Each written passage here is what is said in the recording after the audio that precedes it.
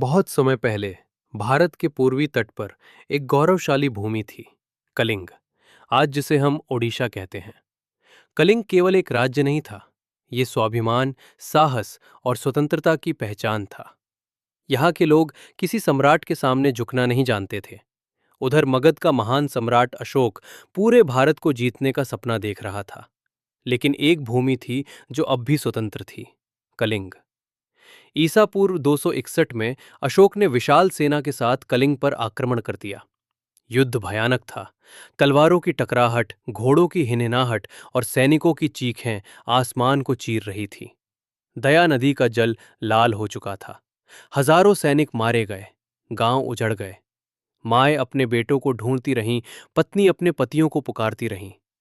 युद्ध जीत लिया गया था, कलिंग हार चुका था। लेकिन जब अशोक युद्ध भूमि पर पहुंचा तो उसने जो देखा वो उसकी आत्मा को झकझोर गया। चारों ओर लाशें बिखरी थीं, रोते हुए बच्चे, खामोश और जले हुए घर। अशोक की आंखें भर आईं, उसके होंठ कांप उठे। उसने कहा, अगर विजय की कीमत इतना दुख है तो ऐसी विजय व्यर्थ है। कलिंग ने अशोक को नहीं हराया, उसने उसे बदल दिया।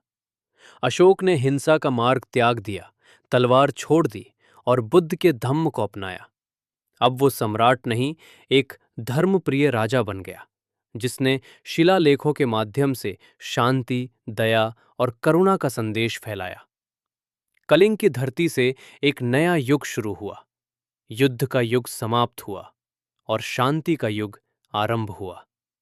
आज भी ओडिशा की मिट्टी हमसे कहती है, सच्ची शक्ति हिंसा में नहीं, करुणा में